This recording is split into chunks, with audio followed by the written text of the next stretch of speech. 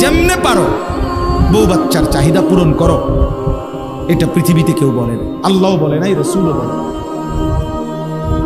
তাইলে এই যে নিজেকে ভুলে যাওয়া, নিজের ঈমান, নিজের আমল, নিজের আখিরাত,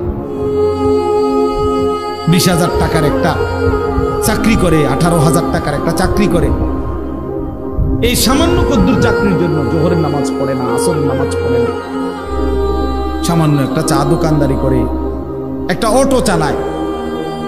আহা মুসলমান, এই সামান্য কদ্দুরের জন্য এক ওয়াক্ত নামাজ পড়ে না, কিন্তু উত্তর দিতেছে যে এই কষ্ট করতেছি, রোদে পুড়তেছি, গামে ভিজতেছি, বৃষ্টিতে ভিজতেছি হুজুর সংসারের জন্য, বউ বাচ্চা।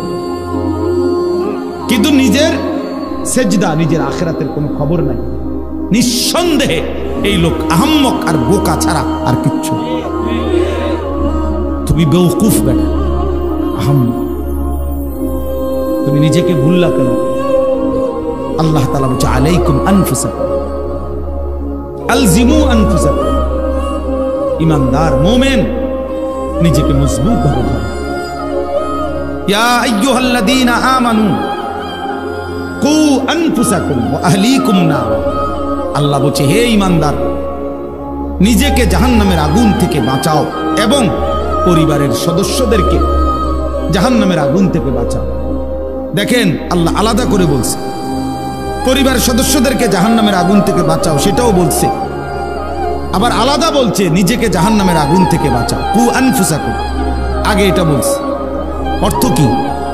অর্থ হইল জীবন চলার পথে যদি কখনো এমন হয় যে স্ত্রী সন্তানও আর আল্লাহকে মানে না, নামাজ পড়ে না, সেজদা দেয় না, হাজার চেষ্টার পরেও, হাজার বলার পরেও ঘরের মানুষগুলো আর আল্লাহ খোদা আখিরাত মানে না, আল্লাহ বলতে চাচ্ছে বান্দা তখনও মুমিন তুমি নিজের একা হলেও নিজের জাহান্নামের আগুন থেকে বাঁচাও। একা হলেও জাহান্নাম থেকে বাঁচতে হবে, একা হলেও একাই যুদ্ধ করতে হবে। এই কাজেই নিজেকে ভুলে যাওয়ার কোনো সুযোগ নেই।